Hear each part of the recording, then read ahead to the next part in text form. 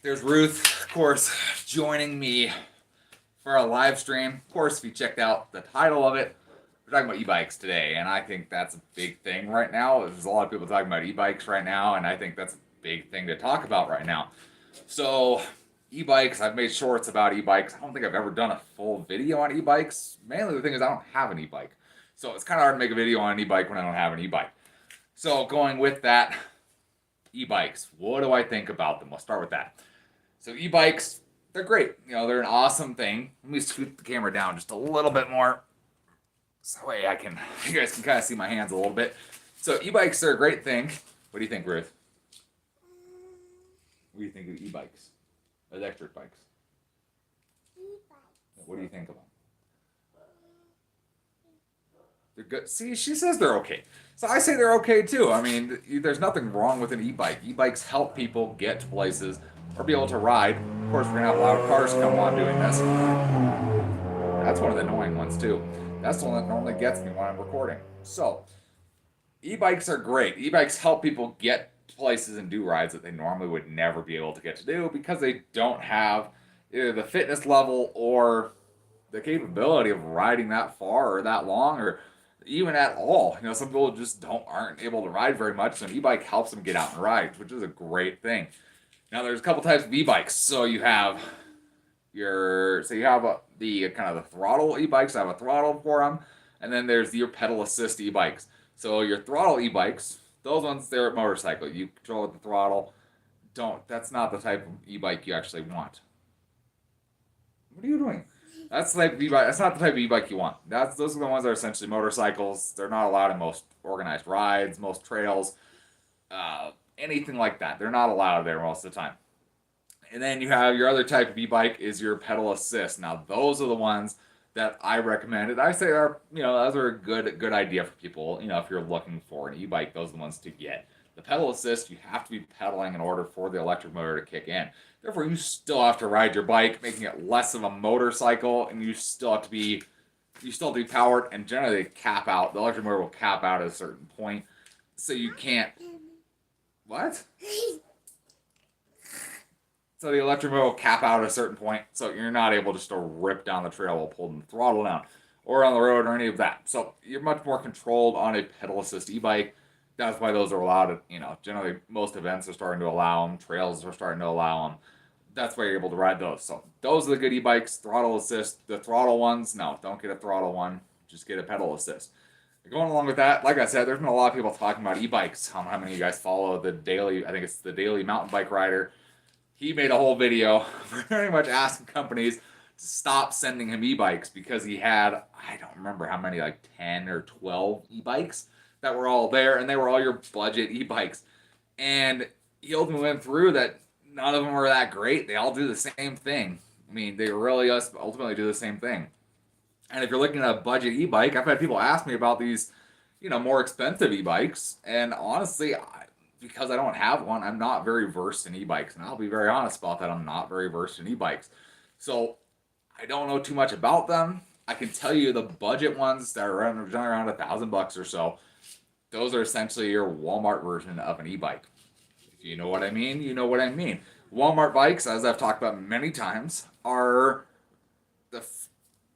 No, you did see. I'm gonna try to word this out right. I forgot I'm not actually recording, so I can't edit this. So pretty much with the Walmart bike, the frame is good. The components are garbage.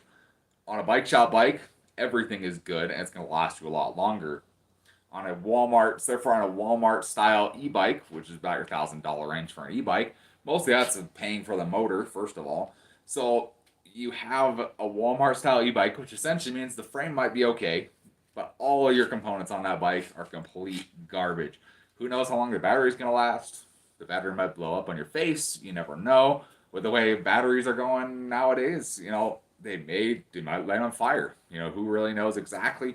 But when you're spending that kind of money, you're not going to get a great bike, period. Especially with an e-bike. With a regular bike, you can pick up a solid bike for $1,000. But for an e-bike, $1,000 really isn't much there. If you look at a Walmart bike's component, or if you look at a Walmart bike's components, compare them to a $1,000 e-bike's components, they're pretty much similar to each other, except for your e-bike has a motor and a battery. and that's pretty much it, and a screen, and that's where the extra cost comes into them. And then, of course, their popularity as well. That's where a lot of that cost comes from that you're paying for them is popularity, the motor, and the battery. That's where all that's coming from. Otherwise, you're pretty much buying a Walmart bike just in an e-bike form.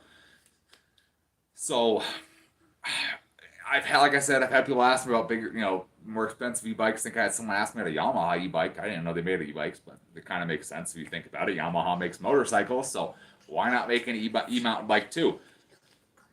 If you were to compare, ultimately it comes down to if you were to compare the components on that bike, like the actual componentry, like the drivetrain and your brakes and the suspension fork and suspension, rear suspension on there. If you were to compare that to a bike, that's going to pretty much tell you what range that bike falls into. If you have nice SLX or Dior or XT or a nice SRAM setup on there, that's obviously going to be a much higher end bike. And you can really tell that by the way they package the whole bike together. They're not going to sell you a good e-bike with crappy components. They're not going to sell you a good e-bike. Did I say that backwards? It's not going to sell you a good e-bike with crappy components. They're not going to sell you a bad e-bike with good components. Makes no sense on those parts. A good e-bike is going to come with good components because they want you to ride it. They want you to have a good experience. A bad e-bike or a basic e-bike, it's going to come with just basic or crappy components because they're there for the money, honestly. So that's what they want is the money. There's kind of where you're going to find it out. If the components are good and they have good quality components that you find on a high quality mountain bike, that's going to be a good bike for you. So for the guy who asked me about the Yamaha bike, if I remember correctly, that one had pretty solid components on it. So that would be a nice e-bike. Again, with that, anything you find at a bike shop, probably going to be a good e-bike as well. Most of those guys sell whatever their brand is, whatever their brand specialty, whether that's Trek or Specialized, Giant, whatever that might be. They all have their own e-bikes now. That bike shop is going to sell their specific e-bike, which is going to be set up very well. So that's kind of what you're looking at for e-bikes is make sure your components match up with your regular old See, this is what I deal with all the time. I deal with cars ripping past with loud exhaust. But I can't complain because I have loud exhaust cars too. But going on a different point here. That's a whole different point. You just see what I have to deal with when I film every day. So when we do this, what was I talking about? E-bikes. So e-bikes. Compare your e-bike to a regular bike, and you can kind of quickly figure out what level that e-bike is going to be at. The components match up to a $2,500 mountain bike, you're going to have a pretty good e-bike. It just kind of depends on that. Of course, with e-bikes, like I've said before in the past, e-bikes are heavy. That's your biggest thing with them, too, is they are heavy. I think I rode it was a Specialized, I can't remember what brand it was. They rode a Specialized e-bike at the Tahoe Mountain Bike Festival like a month, or actually it's been 2 months now, 2 months ago, and that was the biggest complaint of it. It rode, when you're going up the hill, it's amazing. It feels like you're pedaling nothing and you're just going. But then the second you point it downhill, all of a sudden everything was a lot trickier. You're not able to throw the bike around. You're able to ride down the hill just fine, but there's definitely a lot more weight involved. I think they said the bike, and I think it was a size medium, was 50 pounds. And I was riding a size, was I a large? I was riding a size large. I was riding a size up from the medium. So, 50 and 60 pounds based on how much, based on what frame size you have. So that's the big thing there. So I always recommend riding one first and see if you can demo one. There's a lot of bike shops that are doing demo days again now that the what is going away finally because it's just dumb. But anyways, not getting on that either. But you have to realize, so you should always test ride one. A lot of us, pretty much everybody has ridden a normal bike. We know what a normal bike feels like. It's always good to test out a bike, whether that's in the parking lot or whatever. E-bikes, I always recommend trying to demo one first or borrow a buddy's bike. That way you can get the feel of it both uphill and downhill because they are completely different feelings. In the parking lot, an e-bike will feel amazing. Just riding around, it's going to feel awesome because you have no resistance and the motor kicks in while you're pedaling. But when you turn it downhill and start going downhill, that's when you notice it, especially if you're looking at a mountain bike and you're actually looking to take it mountain biking. So make sure you check that out because it is very different. It's also summer still, so make sure you go check out e-bikes. Check out demo days. Support your local bike shop and bike organizations because they are awesome. And come on, we all wouldn't be able to go mountain biking without our local bike shops and our local bicycle organizations, local IMBU organizations. You're not going to be able to do that. So that's my recommendations for you for e-bikes. Hopefully it helps. I just thought I'd address it just because it seems like everybody's coming out with something about an e-bike. So that's my thoughts on them. That's what I think.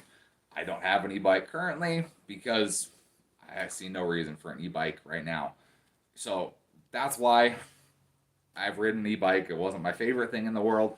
If I was just commuting, sure, the e-bike sounds great because you would put much less effort into it and it would be ultimately a smoother ride for you just because you're not pedaling. You wouldn't get show up to work sweaty, whatnot.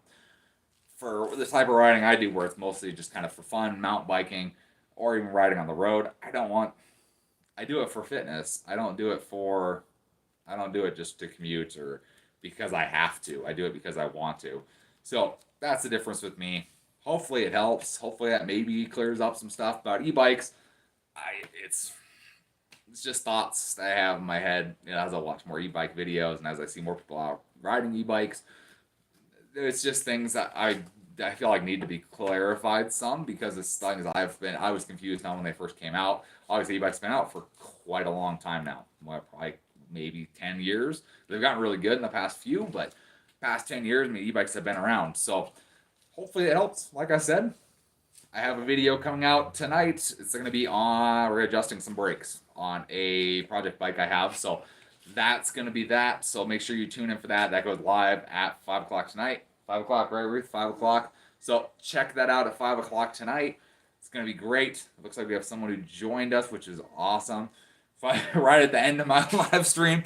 So that's that. Let's see. Can I see my chat here? Oh, there we go. Okay. So that's pretty much the end of that. So hopefully, if you guys have any questions, feel free and ask them in the comments. I have multiple e-bike videos. I've talked about e-bikes and I've explained them. That's kind of where I got some of my questions from for this. So you can check those out. I have other questions. I have other questions on there that I've answered. But if you have any e-bike specific questions, feel free to post them in the comments. I'm glad to answer them if I can. If I don't, I try and get you. Try and find you a place to get your answers. But thanks for watching. We'll see you on the next video. Hopefully you guys enjoyed, and you guys have a great rest of your day. Stop streaming, yes.